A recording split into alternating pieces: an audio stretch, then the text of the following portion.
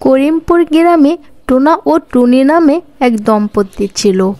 আর তাদের একটি সৎ মেয়ে ছিল, আর টুনির একটি নিজের মেয়ে ছিল।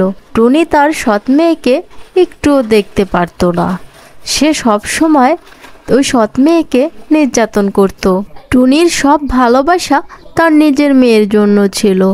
তা দেখে ওই সৎ মেয়ে রত্না খুব মন খারাপ করত। একদিন, এই নবাবজাদি, তাড়াতাড়ি ঘুম থেকে ওঠ। কি পড়ে পড়ে ঘুমাচ্ছে? কত বেলা হয়ে গেল।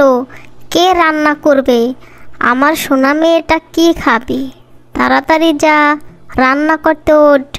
এই মুখপুরি, উঠিস না কেন? মা মা, আর একটু ঘুমাই।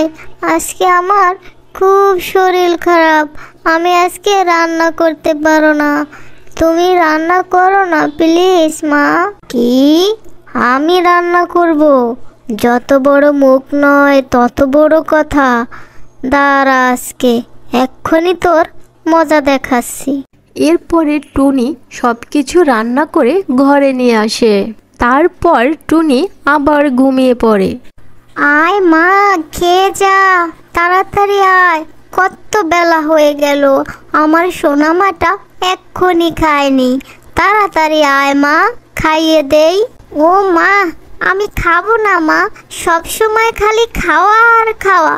ভালোভাবে খেলতেও পারি না তোমার জন্য।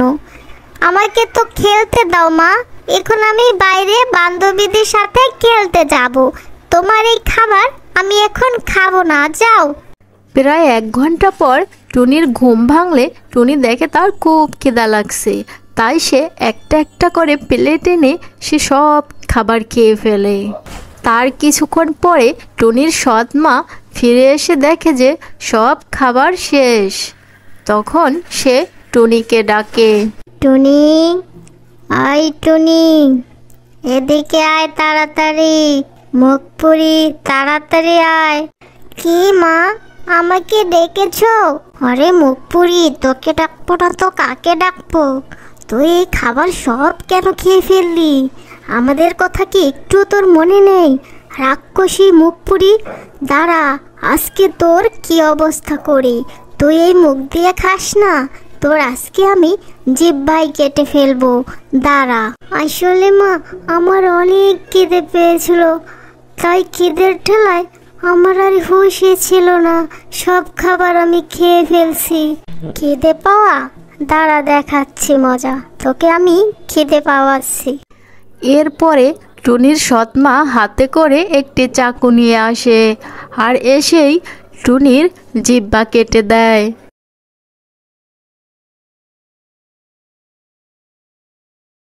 এরপরে দুঃখী টুনি কাঁদতে কাঁদতে সেখান থেকে উড়ে চলে যায়।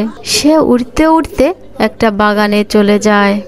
রাতের বেলা টোনা বাসায় ফিরে আসে, আর এসে তার মেয়ে টুনিকে খুঁজতে থাকে। তখন সে সৎমাকে জিজ্ঞেস করে, বউ, ও বউ, আমার টুনি কোথায়? টুনিকে দেখতে পাচ্ছি না। কি জানি, আমি কি করে বলবো টুনি কোথায়? দেখো গিয়ে, কোথায় গিয়ে বসে আছে।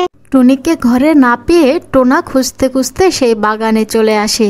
এসে দেখে যে টুনি সেখানে ঘুমোচ্ছে। এসে টুনিকে ডাক দেয়, মা টুনি, এত রাত হয়ে গেল, ঘরে ফিরিসনি কেন? আর এখানে কেন ঘুমাচ্ছিস? মা টুনি, ওঠ।